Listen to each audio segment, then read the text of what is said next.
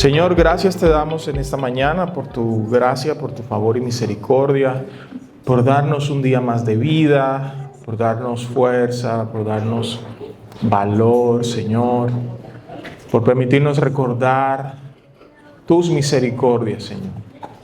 Gracias por habernos amado, por habernos aceptado, por habernos escogido. Gracias, Señor, por habernos redimido, por habernos insertado en este cuerpo.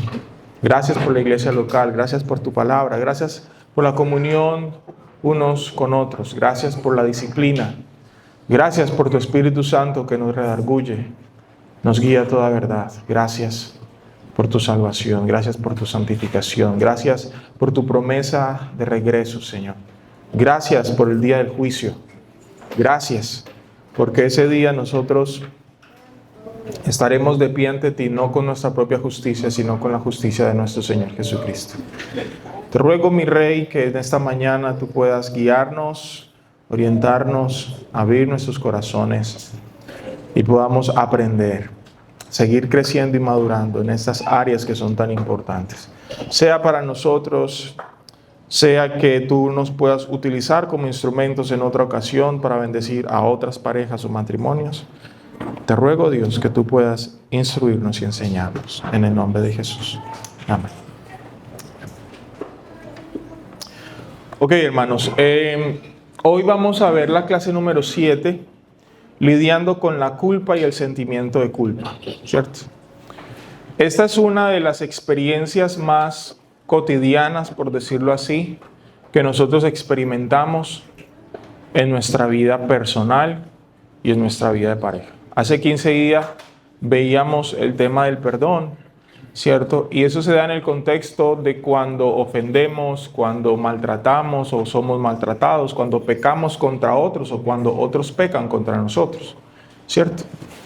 Pero a veces, aun cuando hemos hecho esfuerzos por perdonar y reconciliarnos y llegamos incluso a volver a un punto de sanidad relacional entre los dos, lidiar con los sentimientos de culpa no es tan fácil. Lidiar con la culpa no es tan fácil. Entonces, lo que hoy me propongo hacer es poder hablar de la culpa y el sentimiento de culpa. Son dos cosas diferentes.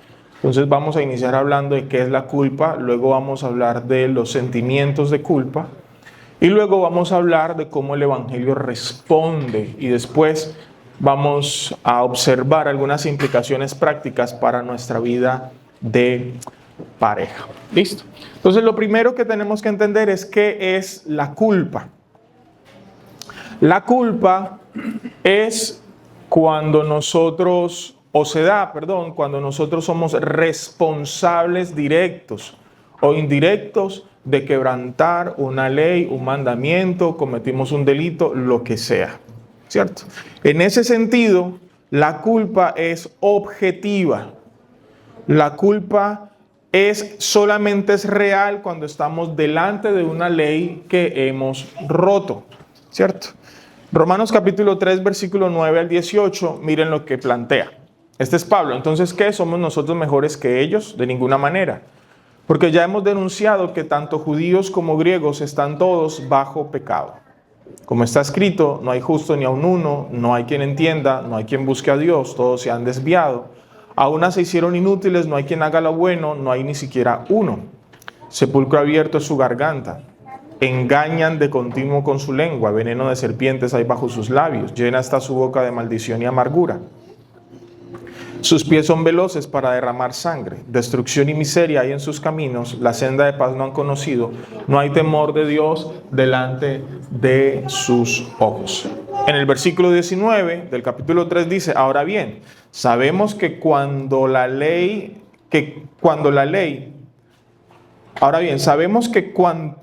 dice la ley, lo dice a los que están bajo la ley para que toda boca se calle y todo el mundo sea hecho, y ahí está la expresión, responsable ante Dios, ¿cierto? Entonces, cuando rompemos la ley, automáticamente somos culpables, es decir, somos responsables por aquella ley que nosotros hemos roto. Delante de Dios, entonces, si nos comparamos con sus mandamientos, cuando vemos sus mandamientos, somos culpables. Santiago 2, versículo 10, dice lo siguiente: porque cualquiera que guarda toda la ley, pero falla en un punto, se ha hecho ¿qué? Culpable de toda la ley. Entonces, la culpa viene cuando se establece una responsabilidad directa entre un mandamiento y alguien que rompe ese mandamiento. Y ahí hay varias cosas que tenemos que tener claras, lo pueden ver en la presentación. Somos culpables aunque no nos sintamos culpables. Eso parece como contradictorio, ¿cierto? Eso parece contradictorio. Pero le voy a poner un ejemplo, ¿cierto?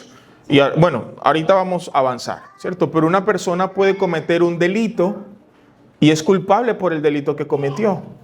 Sin embargo, él puede que no le importe y no siente nada.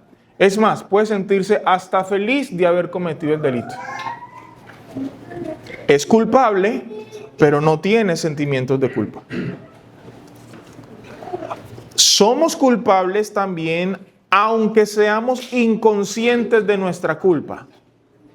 Ejemplo, imagínense que usted cogió una piedra y está al frente de un bosque y usted coge y tira la piedra. Usted no ve a nadie, pero la piedra le cae en la cabeza a alguien, pero usted nunca se dio cuenta.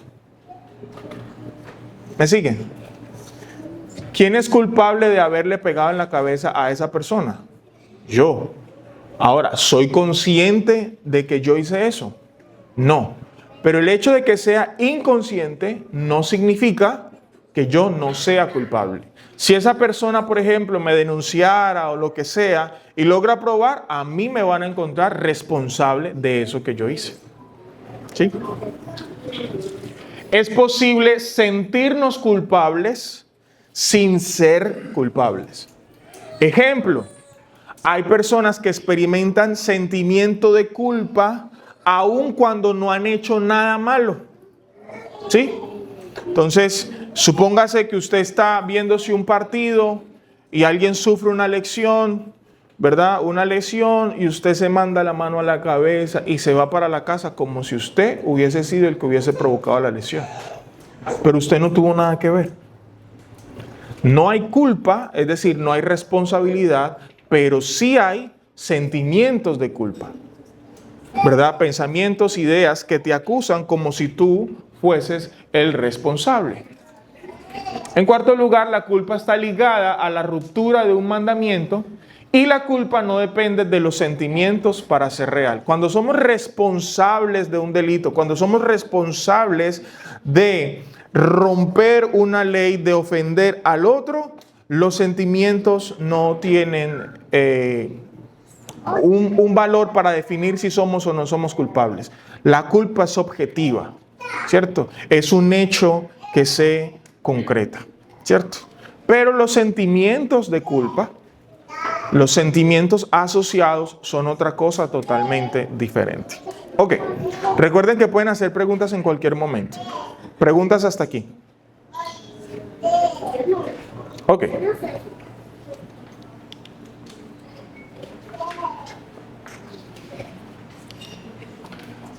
¿Qué son los sentimientos de culpa? Los sentimientos de culpa son las valoraciones o el juicio que nosotros hacemos de lo que hacemos, sea bueno o sea malo.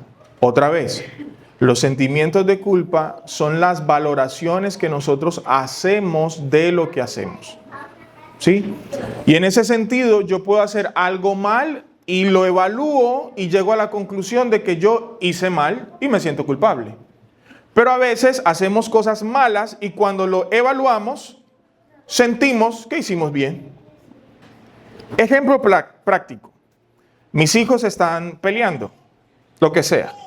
Y alguno de ellos ve justificado darle un coscorrón al otro. Hizo algo malo. Por eso que hizo es culpable. Tiene responsabilidad. Pero como fue en un acto de venganza, uno de ellos se ríe. Y cuando se le pregunta, ¿y usted por qué hizo? Porque sí. Es más, incluso hay una especie de orgullo, ¿verdad? Temerario en decir, es que lo que hizo estuvo merecido. ¿Cierto? Hay culpa, pero no hay sentimientos de culpa. Esa persona evaluó lo que hizo y su conclusión cuando evaluó lo que hizo es que estaba justificado. Los sentimientos de culpa no aparecen. Esta persona no tiene remordimiento, no siente pesar, no siente absolutamente nada. Ahora, miren lo que dice Romanos capítulo 2, versículo 15. Muestran la obra de la ley escrita en sus corazones, su conciencia dando testimonio y sus pensamientos, acusándolos unas veces y otras defendiéndolos. ¿Eso qué implica, hermanos? Que cuando hacemos lo malo, el sentimiento de culpa aumenta y cuando hacemos lo bueno, el remordimiento o el sentimiento de culpa disminuye. Por eso hay personas que pueden sentir más culpa que otras, sobre todo cuando sienten que son muy pecadores. Y este es el talón de Aquiles de aquellos que se justifican a sí mismos.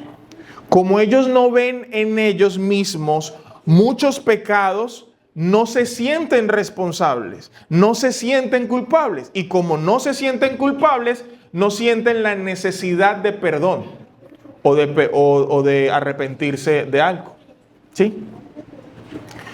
Pablo es otro ejemplo de esto que estamos diciendo. En 1 Corintios capítulo 4, versículo 4, dice el apóstol Pablo, no estoy consciente de nada en contra mía. Entonces ahí viene, ¿cierto? Yo no soy consciente de que yo haya hecho algo malo. Yo no me siento culpable de nada. Pero miren lo que dice Pablo. Pero no por eso estoy sin culpa, pues el que me juzga es el Señor. Es decir, aunque delante de las personas yo no sienta que haya hecho algo malo, cuando yo me comparo con el estándar de Dios, siempre voy a ser culpable. ¿Por qué? Porque es que Dios es omnisciente, Él es perfecto, Él es santo. Y Él escudriña lo más profundo de nuestros corazones, aún en aquellas cosas que nosotros pensamos que estaban bien, pero que delante de Él estaban mal. Entonces, Pablo no se sentía culpable ante los hombres, pero entendía que Dios era su verdadero tribunal.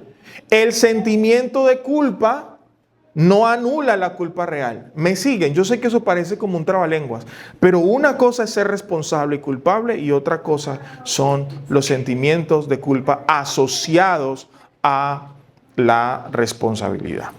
Ok, veamos esto en dos ejemplos puntuales. En Juan capítulo 8, versículos 7 al 9, ustedes van a encontrar la historia de la mujer adúltera. Y entonces todos ellos la cogen en el mismo acto del adulterio, es decir, la cogen en fragancia. Probablemente esa mujer estaba delante de todos desnuda, con un manto, ¿verdad?, arropado, avergonzada, ¿cierto? Y ella es culpable. ¿Por qué es culpable?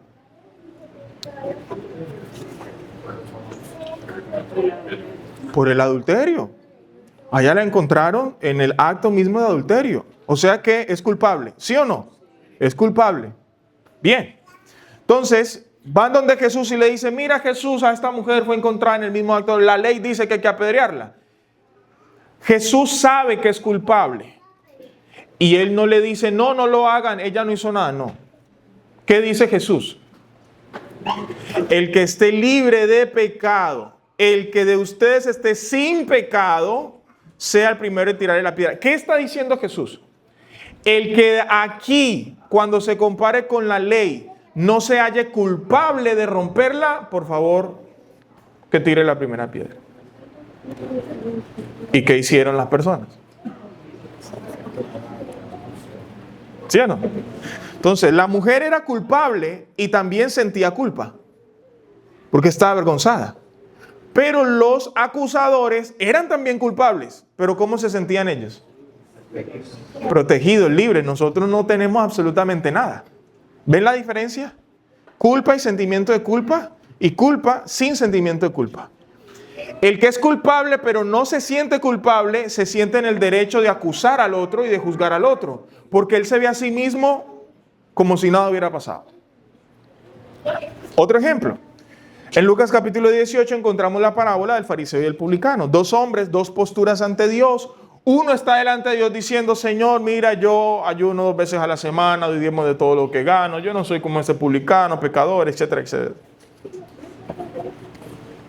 Pero el publicano, cuando oraba, dice, ni siquiera era capaz de levantar su rostro. sino que se golpeaba el pecho y decía: Dios mío, Señor, sé propicio a mí que soy pecador. Ahora, ¿quién de los dos desciende justificado según nuestro Señor? El publicano. Pero el fariseo no desciende justificado. Otra vez, el fariseo era culpable, pero no tenía sentimientos de culpa. Mientras que el publicano también era culpable, pero él sí tenía sentimientos de culpa asociados a lo que él sabía que era su pecado. ¿Sí? Es clara la diferencia, hermanos. Están claros los dos conceptos, las dos ideas. Ok.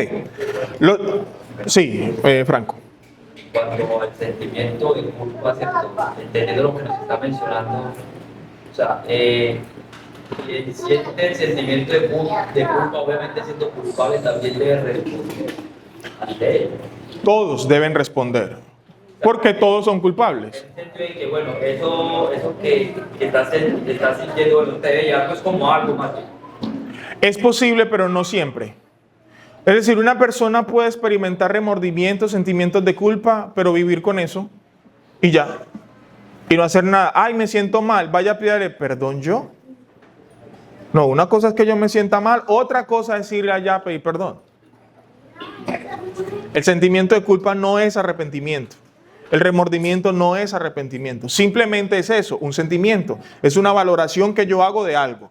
Pero no siempre quien experimenta remordimiento termina en arrepentimiento. Simplemente se remuerde. Ustedes han escuchado esa frase, lágrimas de cocodrilo. ¿Cierto? Ustedes saben por qué esa frase es chiste.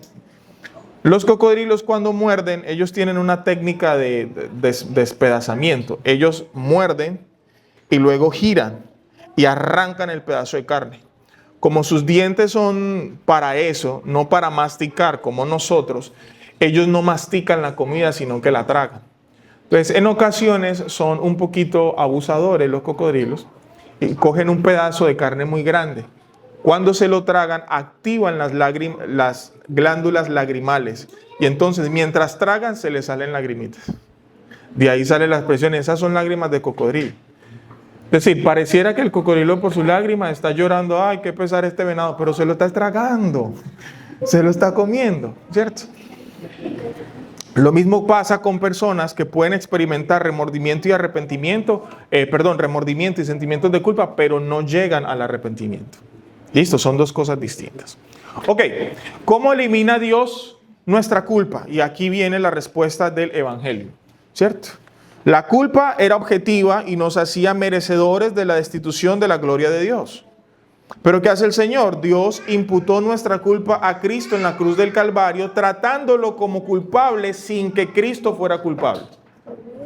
Colosenses capítulo 2, versículo 13 al 15. Miren cómo lo pone el apóstol Pablo. Cuando ustedes estaban muertos en sus delitos y en la incircuncisión de su carne, Dios les dio vida juntamente con Cristo, habiéndonos perdonado todos los delitos, habiendo cancelado el documento de deuda que consistía en decretos contra nosotros y que nos era adverso, y lo ha quitado de en medio clavándolo en la cruz, habiendo despojado a los poderes y autoridades, hizo de ellos un espectáculo público, triunfando sobre ellos por medio de él. Pablo dice que había un acta de delitos, de decretos que nos era contraria. Es decir, hay un registro divino de cada momento, cada segundo, cada minuto en el que tú y yo rompimos la ley de Dios y por tanto hemos sido encontrados culpables. Neifer acabó de cumplir 38 años, ¿verdad? Bueno, hay un registro de los 38 años de vida de Neifer, de todos sus pecados. Y eso está delante del trono de Dios, de su santidad, diciendo, este señor es culpable, este señor es culpable. ¿Cuál es la sentencia para el culpable? Destitución de la gloria de Dios, muerte eterna. Todos tenemos eso. Absolutamente todos. No solamente los adultos, los niños también lo tienen. De 3 años, 2 años. Todos somos culpables. Y la razón por la que todos somos culpables es porque todos morimos. Y todos vamos a morir. ¿Cierto? Sí. Entonces, ¿qué hace el Señor? Eso que nos era contrario, Jesús viene, vive una vida perfecta Y eso que nos hacía culpables lo carga Él. Y Él va a la cruz del Calvario y paga por nuestra culpa. Paga por los delitos que nosotros cometimos. De manera que Dios trata a Jesús como si fuésemos nosotros y por eso muere en la cruz del Calvario, mientras que a nosotros nos trata como si fuese Jesús. Es decir, como si nosotros hubiésemos cumplido perfectamente la ley, de manera que ante Dios, por estar en Cristo, por los méritos de Cristo, nosotros ya no somos culpables de pecado. ¿Es claro eso? Voy a repetirlo, hermanos, esto es supremamente importante. Delante del Señor, nosotros, por Cristo llevar nuestra culpa, nuestros delitos y nuestros pecados en la cruz del Calvario, nosotros ya no somos culpables. ¿Qué significa? Que si nos llevaran a juicio, Dios no tuviera en su mano un acta o un expediente fiscal que nos acuse. No hay absolutamente nada. Realmente no hay nada. Objetivamente hablando, nosotros delante del Señor no tenemos ningún delito, no porque no hubiésemos cometido delitos y pecados contra Dios, sino porque Cristo lo clavó en la cruz del Calvario. Objetivamente hablando, nosotros no somos culpables. ¿Cuál es el resultado de eso? Romanos 8, 33 y 34. Miren cómo lo dice. ¿Quién acusará a los escogidos de Dios? Satanás puede acusarnos, pero mire cómo dice Pablo, Dios es el que justifica. ¿Quién es el que condena? Cristo Jesús es el que murió, sí, más aún el que resucitó, el que además está a la diestra de Dios, el que también intercede por nosotros. Hermanos, no somos culpables. No solamente el Señor llevó nuestra culpa, pagó nuestros pecados y delitos, sino que también vivió a nuestro favor la vida perfecta que nosotros nunca hubiésemos podido lograr. Delante de Dios, entonces, nosotros no somos culpables. No hay una lista de pecados contra nosotros, no porque no pequemos, ni porque no seamos culpables, sino porque Cristo llevó nuestra culpa. Él cargó nuestra culpa, cargó nuestro pecado. Pero aquí es donde está el problema, amados hermanos. Porque aunque Cristo llevó nuestra culpa, nosotros seguimos viviendo como culpables. ¿Me siguen? Él llevó nuestra culpa. Pero nuestros sentimientos de culpa, muchas veces, la gran mayoría, continúan con nosotros. ¿Me están siguiendo en eso? Entonces, imagínense, por ejemplo, que yo acabo de salir de la cárcel por X cosa, narcotráfico, asesinato, lo que sea. El Señor ya me perdonó. Objetivamente, delante de Dios, yo ya no soy un asesino. ¿Sí o no? Pero yo, ¿cómo me siento por el hecho de haber hecho eso antes? Como un asesino. Y puedo vivir mi realidad hoy como si todavía lo fuera, aunque ya ese pecado fue eliminado de mi cuenta. No somos culpables porque Cristo pagó, pero los sentimientos de culpa asociados a lo que hice continúan conmigo. Y entonces ahí está el gran desafío. Miren cómo lo pone Isaías, capítulo 6, versículo 7. Isaías, recordarán que está delante de Dios viendo la santidad y él dice: ¡ay de mí, que soy un hombre de labios inmundos y habito en medio de un pueblo de labios inmundos! Y entonces se acerca un ángel, coge un carbón encendido, toca la boca de él y dice el ángel: tocando con él sobre mi boca, dijo: he aquí, esto tocó tus labios y es quitada tu culpa y limpio tu pecado. ¿Lo ven? El Señor en Cristo, Dios en Cristo, nos quitó la culpa, pero los sentimientos de culpa aún parecen quedarse. Entonces, vivimos la vida nueva en Cristo, esforzándonos por pagar con obras una deuda que es impagable y que Cristo ya pagó.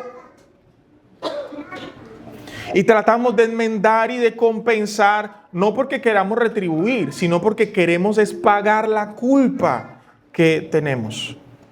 ¿Y qué es lo que tenemos que hacer nosotros, amados hermanos? Primero, recordar que hemos sido perdonados. Tenemos que hacer constante memoria de esta verdad frente a la mentira de los sentimientos de culpa. Todo el tiempo estamos siendo acusados, bombardeados. ¿Qué clase de cristiano tú eres? Mira lo que hiciste. ¡Wow! ¡Qué vergüenza! Con todo esto, tú te vas a aparecer en la iglesia hoy con todo lo que has hecho.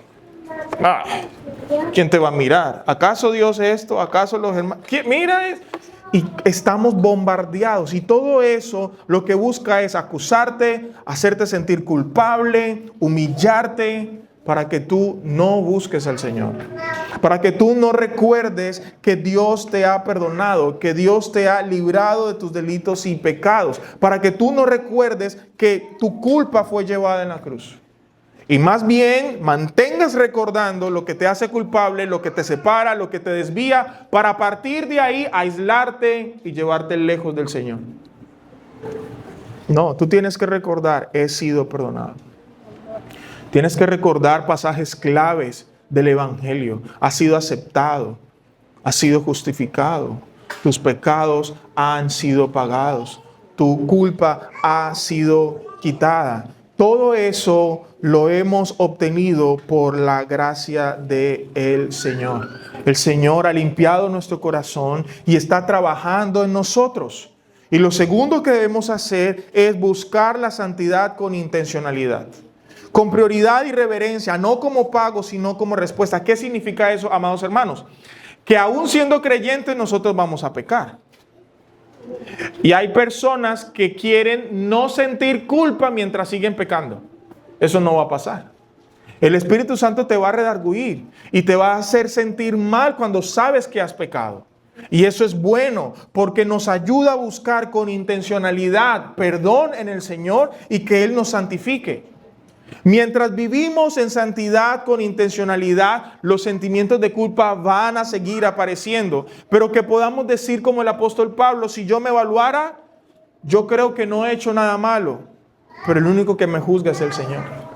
Nuestra confianza entonces está en el Señor, que no solamente perdona, sino que también Él es el que juzga.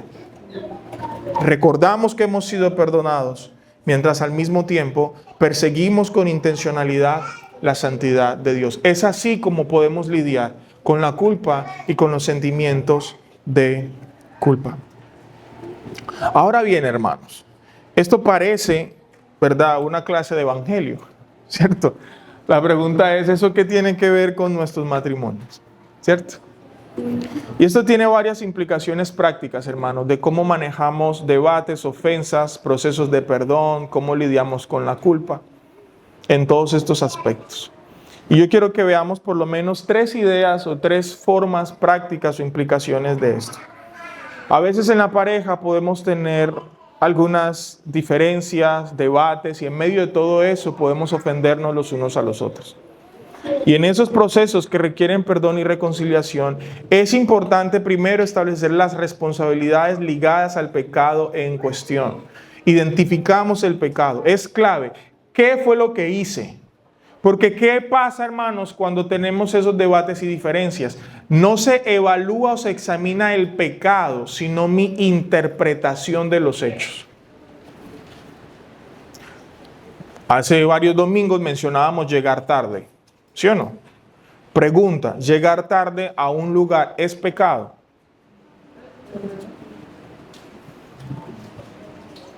¿Sí ven? Muchos de nosotros tenemos ya la mente dividida. Porque no estamos pensando objetivamente en lo que la Biblia dice pecado, sino en cómo yo interpreto ese hecho. Yo puedo decir que llegar tarde, alguien puede llegar tarde porque el tráfico, por salud, por lo que sea. Y cuando la persona tiene excusa, se le justifica, pero cuando no, se le trata como pecado. Objetivamente hablando, llegar tarde a un sitio es pecado. La Biblia dice que es pecado, somos culpables delante de Dios por llegar tarde.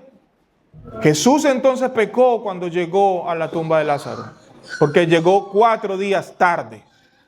La pregunta es, ¿él pecó? Hermanos. No.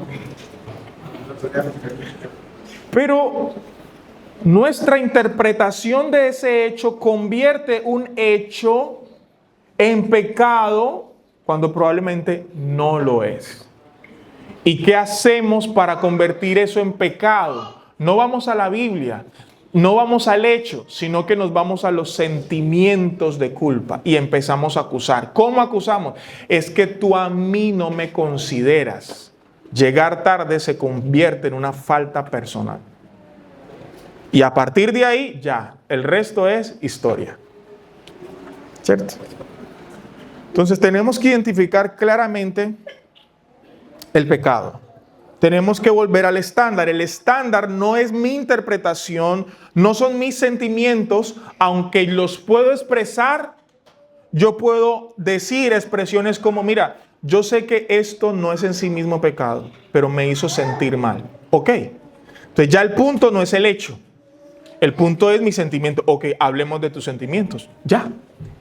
En la conversación, ese debate va a tener otra claridad, va a tener otro contexto, que no tiene nada que ver con la salchicha, ni con el reloj, ni con la llegada tarde, ni con la salida, ni con ninguna de esas cosas, sino con los sentimientos que yo estoy teniendo de esa situación. ¿Sí? Entonces, el mandamiento roto es el punto de referencia, no las emociones del momento. Y luego, en tercer lugar, tenemos que establecer unas responsabilidades. Es decir, cada parte debe reconocer su rol específico en lo que pasó sin generalizar, sin cometer algo que es muy común que nosotros hacemos, que es la falacia hombre de paja, o perdón, la falacia ad hominem. Atacamos a la persona y no el argumento. Entonces, en lugar de hablar del hecho, de lo que ocurrió, atacamos a la persona. Es que tú, cuando eso no tiene nada que ver con la persona. Y cuando el otro saca un argumento que es bueno, que derrumba todo lo que estoy diciendo, nos victimizamos. Y en la victimización, ¿qué queremos lograr con la victimización? Que el otro se sienta, ¿qué? Culpable. Y cuando el otro se sienta culpable, ya lo tengo en mi mano para manipularlo. ¿Ven cómo eso va escalando y va escalando y va escalando y va escalando? Y ahí podemos hablar de muchísimas cosas, ¿cierto? Pero miren cómo esto tan aparentemente sencillo escala a unas cosas más graves. 2 Corintios 5:17 dice, si alguno está en Cristo, nueva criatura es, las cosas viejas pasaron y todas son hechas nuevas. Entonces, ¿cuál es la realidad objetiva de este texto? ¿Que estamos en quién? En Cristo. ¿Sí o no? ¿Cuál es el resultado de estar en Cristo? Que somos nuevas. ¿Y cómo debo evaluar hoy mi realidad? Que las cosas viejas, ¿qué? ¿Y todas son hechas? Que todo sea hecho nuevo no significa que Dios eliminó mi pasado. Lo que eso significa es que yo debo reinterpretar mi pasado, resignificarlo a la luz de lo que hoy soy en Cristo, que soy una nueva criatura, que soy perdonado, que soy justificado, que ya no hay nada en contra mía, que el Señor me ha perdonado y me ha liberado.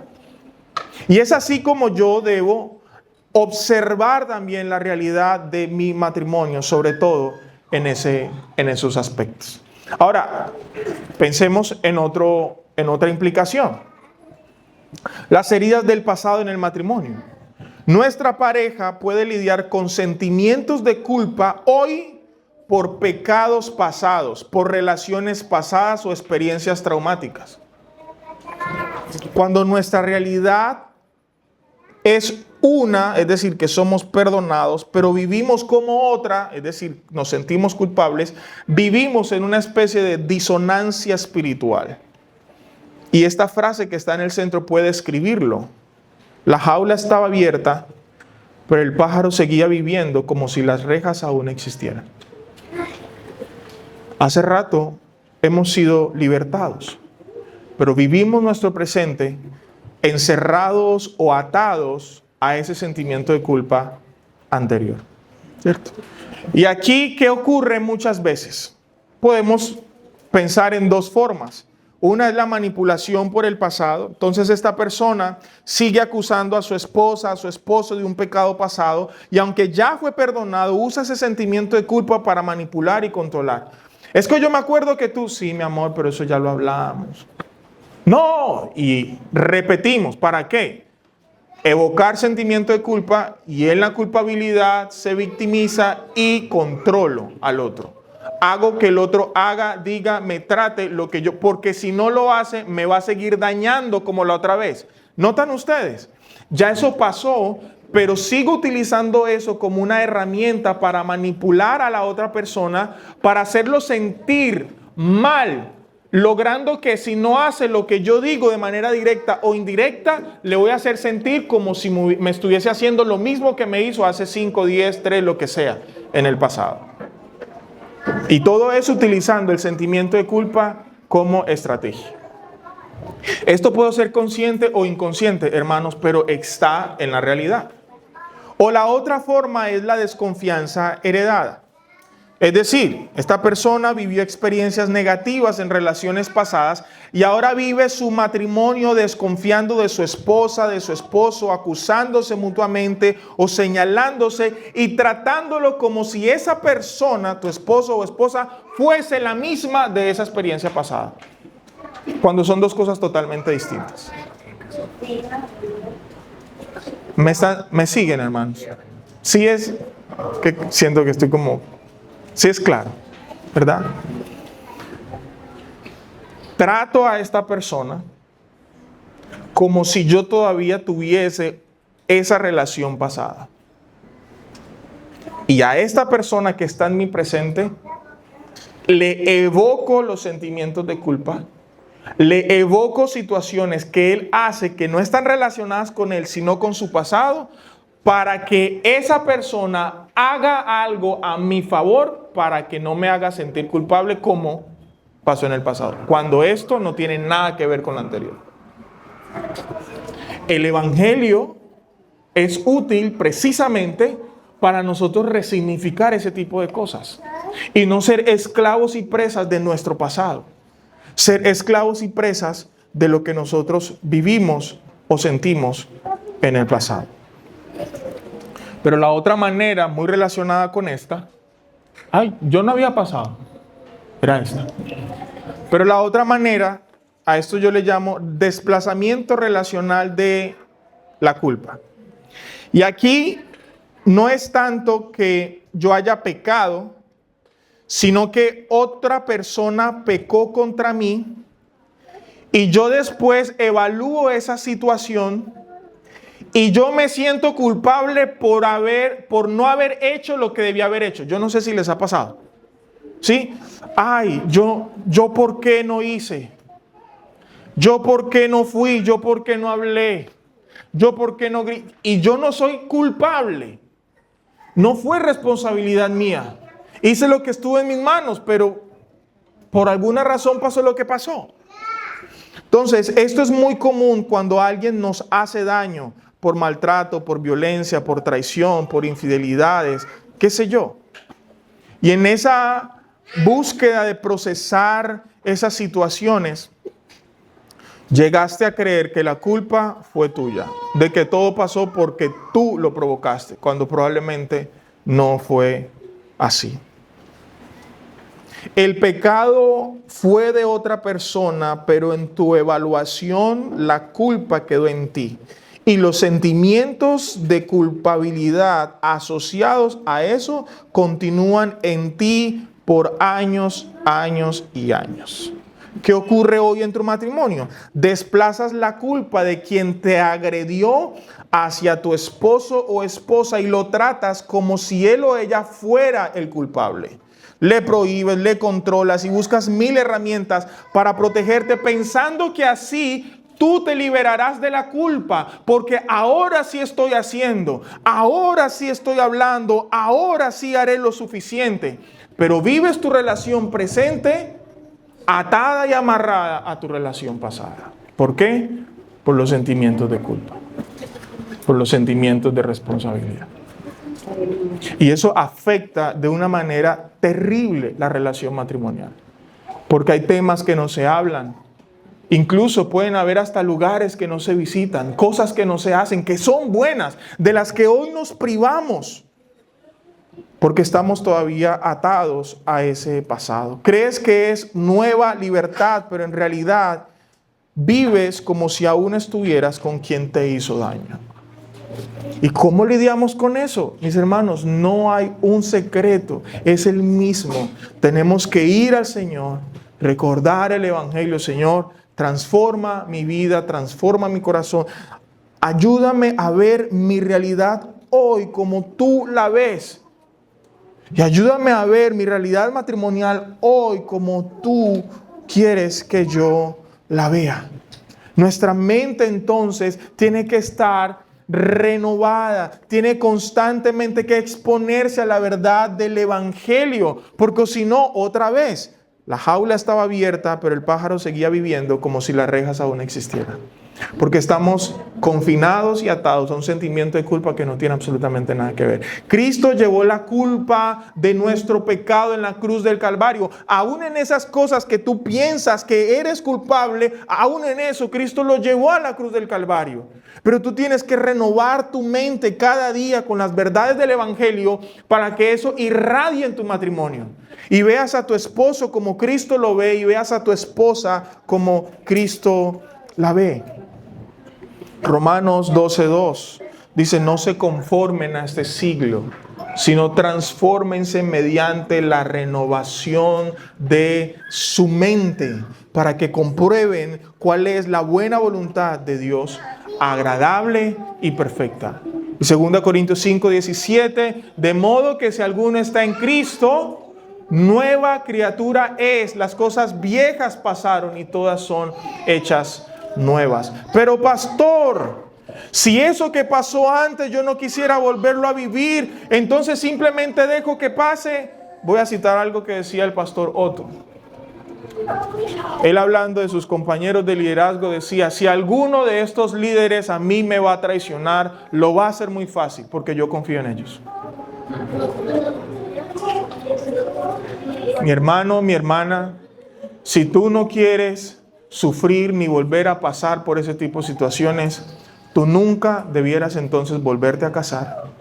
Debes divorciarte, vivir solo, vivir sola, enjaulado, porque esa será la única manera en que tú, entre comillas, te vas a proteger.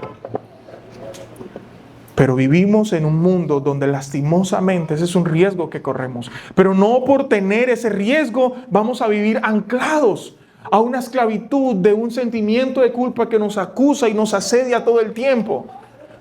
Tenemos que saber que hay un Dios que nos ama y que no hay nada que pase en nuestras vidas que a Él lo tome por sorpresa. Le decía a alguien esta semana: quizá a nosotros sí nos tome por sorpresa, pero a Él no. Y esa es la gran diferencia entre tu pasado y tu presente. Hoy tú tienes a Cristo, antes no lo tenías. Y eso hace absolutamente toda la diferencia. Toda la diferencia. Ok. ¿Alguna pregunta? Porque Dios odia el pecado. Pero Sí. ama el pecado aquí. Entonces la respuesta ya un tema como interpretación o interpretación. Bueno, la primera parte de la frase, que Dios odia al pecado pero ama al pecador, no, Dios también odia al pecador. De hecho, la Biblia dice en Efesios capítulo 2 que la ira de Dios, que nosotros éramos por naturaleza hijos de ira, lo mismo que los demás. Y en el libro de los Salmos dice: Dios está airado con el hombre todos los días. Jesús dice en Juan capítulo 5 que si las personas no van a Cristo, la ira de Dios está sobre él. Entonces, si Dios odiara el pecado, pero amara al pecador, pues hubiese muerto por los pecados y todas las personas, ninguna persona iría al infierno. Pero la razón por la que una persona va al infierno es porque allá tiene que pagar sus pecados. Pero el pecado no es algo abstracto. El pecado existe porque nosotros existimos y cometemos pecado, ¿cierto? Entonces, Dios detesta el pecado y detesta a todo aquel que comete pecado. Y lo segundo es que la culpa es objetiva, sea que tú lo interpretes como culpa o no. Tú seguirás siendo culpable. Lo vimos en Romanos capítulo 3. Hay personas que cometen pecados, pero evalúan y dicen, a mí no me parece. Pero no porque esa persona diga a mí no me parece, deja de ser culpable. Delante del Señor está estipulado, por cuanto todos pecaron, todos están destituidos de la gloria de Dios. Entonces no hay absolutamente nadie que pueda escapar de ese juicio. Todos somos culpables, independientemente de cómo lo interpretamos. Ahora bien, cuando recibimos el beneficio del Evangelio, nuestra culpa fue cargada en la cruz del Calvario. Pero ¿cómo interpretamos nosotros todavía esa realidad? Como si fuésemos culpables. ¿Cómo hacemos para que nuestra mente reinterprete eso como lo que de verdad es? Que fui perdonado, renovando mi mente cada día con las verdades del Evangelio. Yo tengo que recordar todos los días el Evangelio. De lo contrario, voy a ser una presa muy fácil de la acusación y el sentimiento de culpa.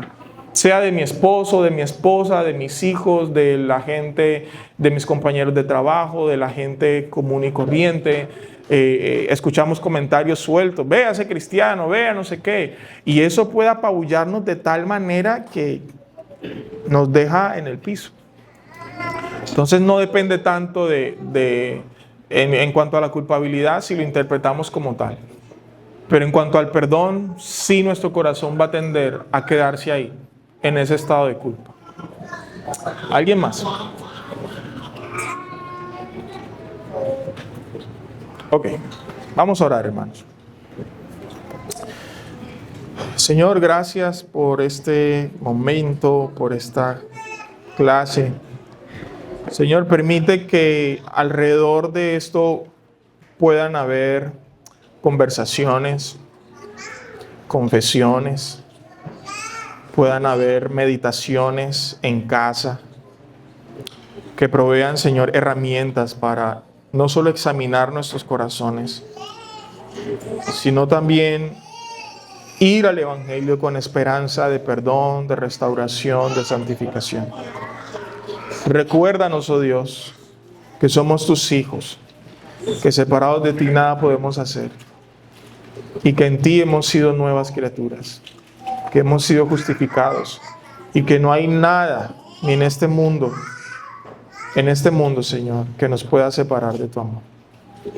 Bendice las familias y los matrimonios y ayúdanos a lidiar con esto, no con armas humanas y carnales, sino con tu Espíritu. En Cristo Jesús. Amén. Amén. Llamados, bendiciones. Estamos en un receso.